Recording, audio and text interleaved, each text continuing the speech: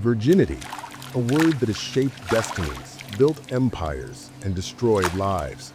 Across centuries, it was not simply a state of being, but a currency, a symbol, and at times a sentence. To be untouched was to be valued. To be defiled, even by force, was to be ruined. Yet beneath this ideal of purity lies one of humanity's oldest and most disturbing illusions, the art of faking it. From the dawn of civilization, societies have worshipped virginity as divine perfection, while simultaneously devising ways to counterfeit it. It was both sacred and strategic, a weapon used by the powerful to control and by the powerless to survive. The story begins not with deception, but with devotion.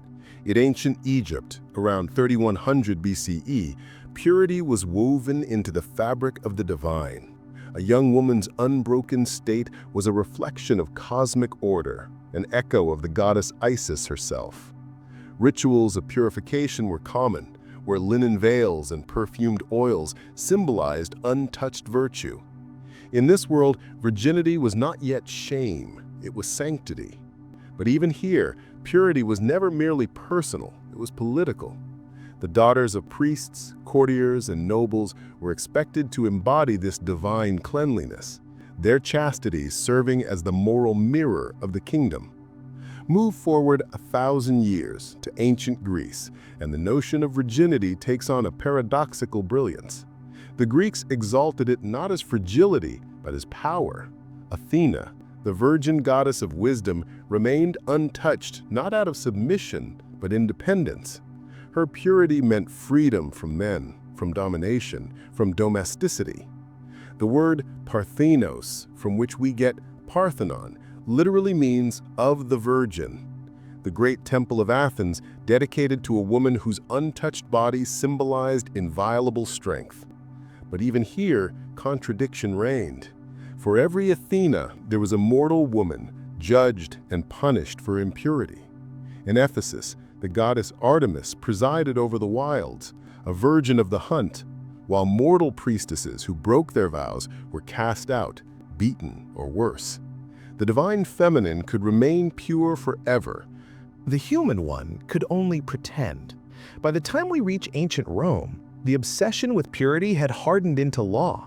The Vestal virgins were the priestesses Vesta, keepers of the sacred flame that symbolized the life of the city. Their vow of chastity was absolute.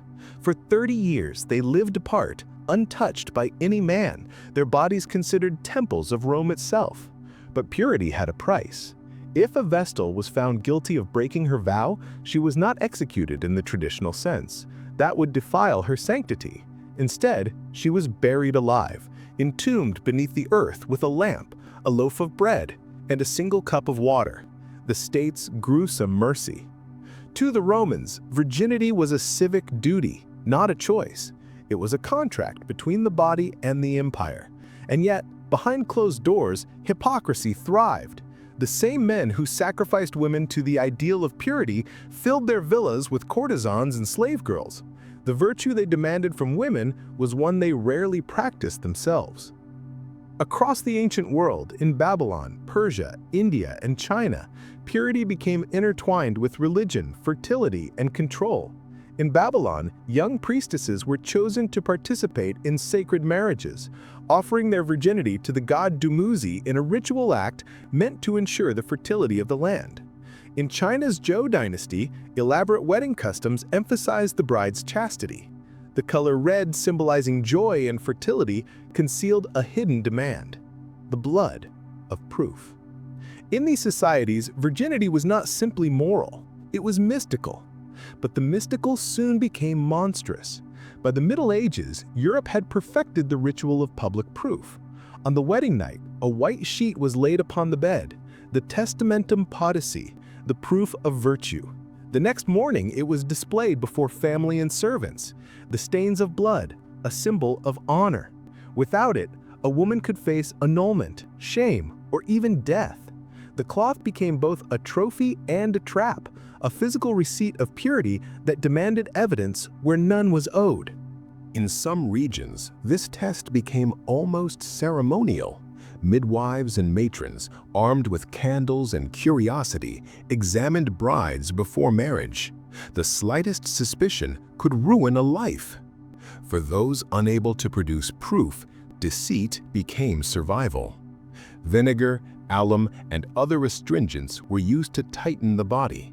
Small cuts ensured blood on the wedding sheet. The lie was not born from malice, but from desperation. In a world where worth was measured by blood, women learned to bleed on command. The paradox deepened in Japan's Heian period, 794 to 1185. Aristocratic women, bound by elaborate codes of beauty and virtue, practiced ohuro, the blackening of teeth before marriage.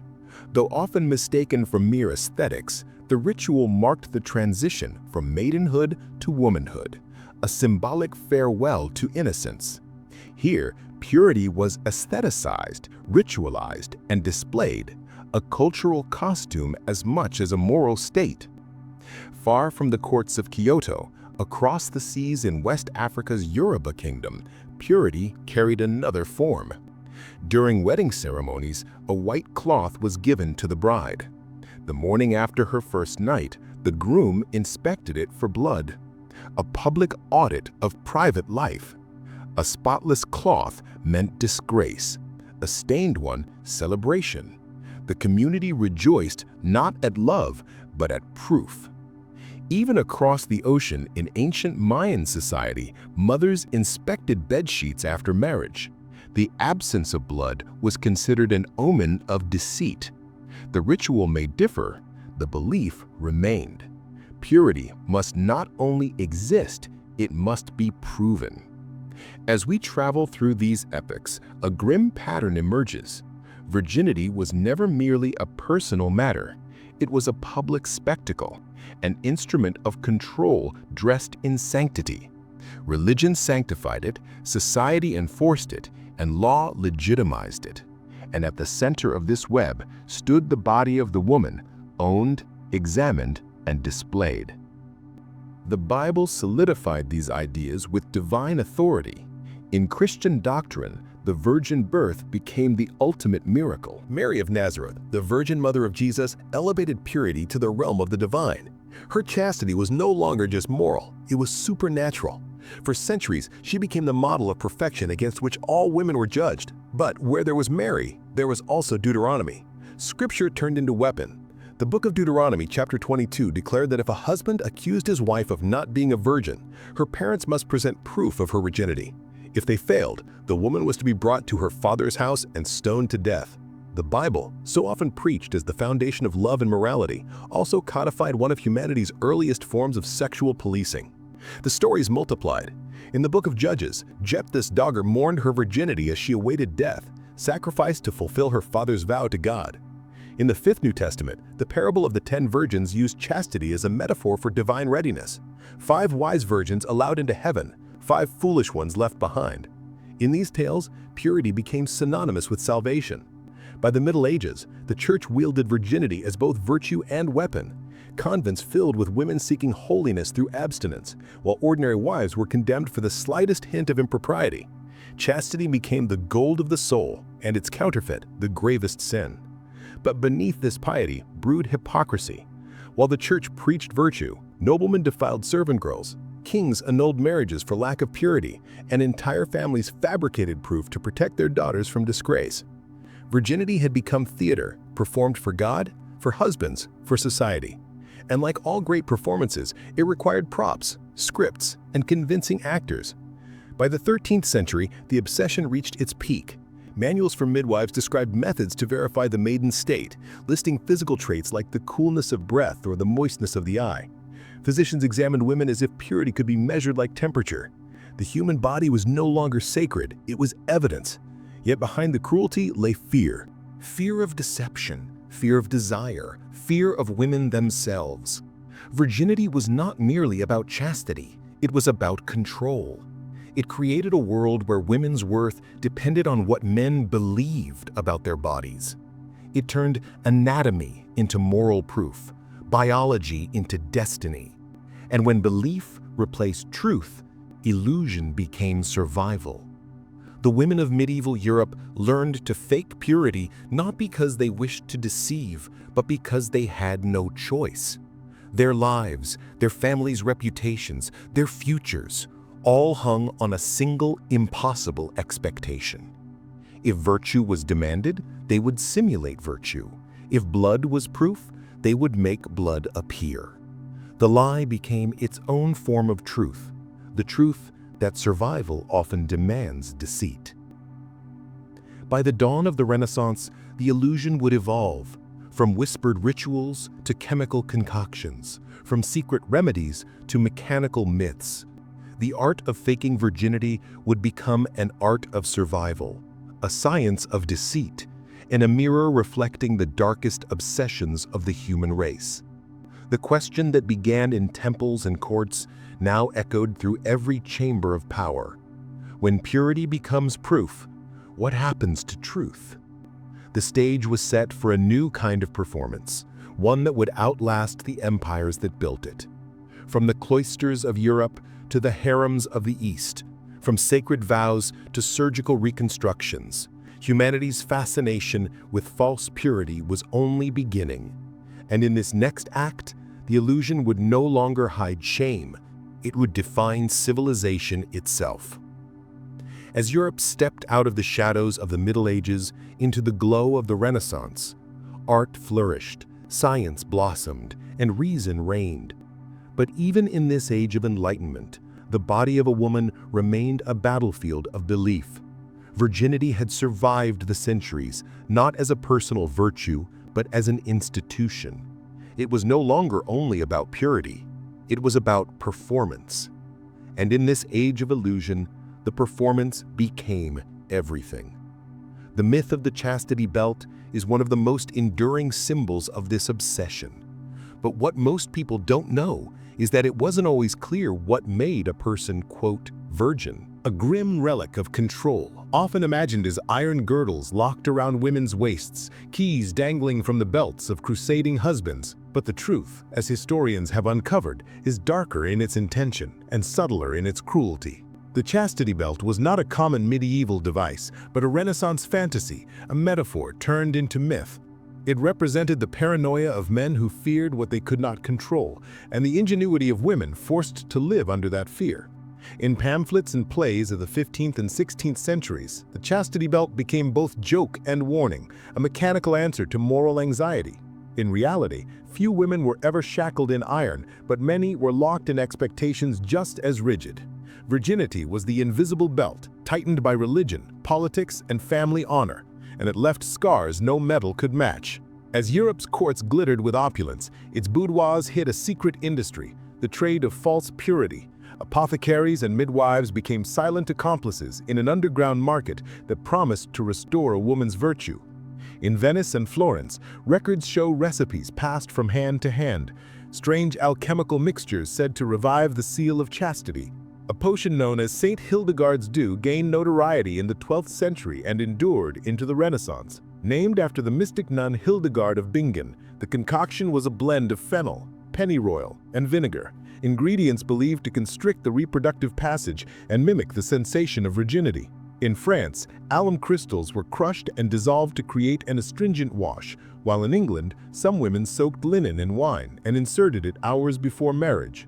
The result was painful, sometimes dangerous, but it offered what society demanded: illusion. The theater of deception grew more elaborate with time. Among the French aristocracy of the 18th century, women resorted to animal blood, often from a chicken or capon, hidden discreetly and revealed at dawn as proof of chastity. Letters from noble women mention evenings of crimson triumph, where the red-stained sheets were paraded as though they were holy relics. The deception was as absurd as it was tragic, a reflection of a world where truth could ruin and falsehood could save. In Asia, similar strategies flourished. In China during the Qing dynasty, merchants sold delicate artificial hymens, small silk membranes infused with animal blood or dye. When inserted, they would rupture, producing the illusion of first-time bleeding. In Japan and Korea, similar contraptions appeared in brothels and households alike, crafted from thin fish bladders or gelatinous paste. These inventions were not mere curiosities. They were tools of survival in societies where a woman's worth still hinged on her first night. The same currents reached the Middle East, where physicians prescribed substances to simulate maidenhood, mixtures of myrrh, resin, and crushed pomegranate seeds. Manuals from the Abbasid Caliphate era contained entire chapters on preserving or imitating virginity, blending medical science with moral instruction. The irony was chilling. Men wrote the guides, women bore the consequences. As global trade expanded, so too did the exchange of these secret remedies. The illusion of purity became a commodity, one traded across continents. By the 17th century, European travelers to Africa and India wrote of native practices of testing virginity, often exaggerating or misrepresenting them to reaffirm their own moral superiority. What they failed to see was that the obsession with purity had long been Europe's export, not its discovery. The colonial era brought with it not enlightenment, but imposition. When European powers spread their dominion over Asia, Africa, and the Americas, they carried not only guns and flags, but also their morality. Indigenous cultures that celebrated fertility and female autonomy were branded as licentious or barbaric. Colonial missionaries introduced chastity as the hallmark of civilization. In India, British Victorian values infiltrated local customs. In Africa, colonial administrations institutionalized virginity testing in mission schools. In the Caribbean, slave women were stripped of autonomy, yet judged for their lack of virtue. Purity became the new chain of empire, the colonizers' invisible shackle. In their letters, European officers wrote about redeeming native women through chastity while exploiting them in private. The double standard crossed oceans and centuries, dressed in the language of salvation. And then came the Victorian Age, when hypocrisy itself was perfected into an art. Between 1837 and 1901, under Queen Victoria's reign, England stood as the moral compass of the Western world, outwardly pious, inwardly obsessed. Virginity became a national virtue guarded by mothers, chaperones, and doctors. A woman's reputation could vanish with a rumor, while men's transgressions were politely ignored. Victorian literature immortalized this paradox.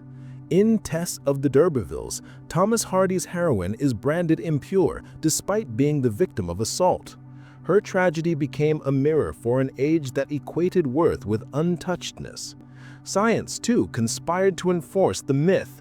Physicians like Dr. William Acton wrote of women as naturally passionless beings whose virtue was their only value. Medicine, religion, and law formed an unholy trinity of control. The two spheres theory divided society into male and female realms. Men ruled the public, women the private. Within this confined domestic sphere, purity was the price of respectability. Girls were taught to walk slowly, speak softly, and never be alone with men. Even the flicker of curiosity was labeled moral decay.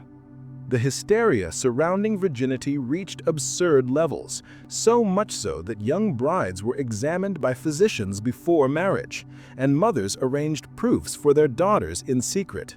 But while society worshipped virginity, it also sold it. Behind closed doors, a thriving underground industry of virgin restorers flourished in Paris and London. These early cosmetic surgeons performed crude operations to reconstruct the hymen, the ancestor of today's hymenoplasty. Advertisements in coded language appeared in medical journals offering restorations of virtue to discreet clients. The illusion had become industrialized. The science of deceit continued into the 19th and 20th centuries. The hymen, a small, flexible membrane, became the center of scientific obsession. Male doctors dissected and documented it as though it held the key to morality. Entire medical texts were devoted to describing its proper form, as if purity could be anatomically proven. But modern anatomy revealed a devastating truth. The hymen is not proof of anything. Some women are born without it. Others tear it through exercise, illness, or accident. It can heal, stretch, or remain intact through intercourse. The myth was never biological. It was ideological. And yet, the myth refused to die. Into the 20th century, cultures continued to treat virginity as testable, measurable, provable. The two-finger test persisted in parts of Europe, Asia, and Africa. It was medicalized humiliation masquerading as morality. In 2019, the World Health Organization issued a global directive declaring all forms of virginity testing a violation of human rights. That it took 20 centuries to reach this conclusion is a tragedy beyond measure. But even as science debunked the myth, the industry of illusion adapted. In modern times, the demand for hymenoplasty reconstruction surgeries, marketed under names like rejuvenation, has surged across the globe. Clinics in the Middle East, South Asia, and even Western Europe perform thousands of these procedures every year. The motivation remains the same as it was centuries ago. Fear of shame, rejection, punishment. The illusion has simply become more sterile, more silent, more surgical. The tools have changed. The belief has not. Women still bleed to prove what should never require proof. Today, the obsession extends into digital space. Social media revives old myths in new languages. Purity culture hashtags, online confessions, and chastity challenges reinforce a cycle as ancient as civilization itself. Even in progressive societies, the ghost of the hymen lingers, in jokes, in honor cultures, in whispered double standards. To trace this history is to confront the core of human contradiction. Virginity has always been less about the body and more about control. Across Babylon and Athens, Rome and London, Beijing and Delhi, the pattern repeats. Men define virtue, women bear its cost, religion blesses it, medicine enforces it, and society performs it. But perhaps the cruelest truth is this. The art of faking virginity was not born from vanity or deceit. It was born from survival. For countless women, illusion was the only armor against a world that punished them for desire, condemned them for victimhood, and worshipped them only when untouched. The blood on the sheet, the herbs in the potion, the surgeon's scalpel, all were tools in a silent rebellion. A rebellion not against purity, but against power. As we look back, one truth gleams through the centuries of lies. Purity has never been about innocence. It has been about control, a theater of morality where women were both actors and prisoners. The most disturbing part of the story is not that virginity was faked, but that it had to be. When we walk through museums today and admire the white marble statues of goddesses and saints, we are still looking at the myth of untouched perfection.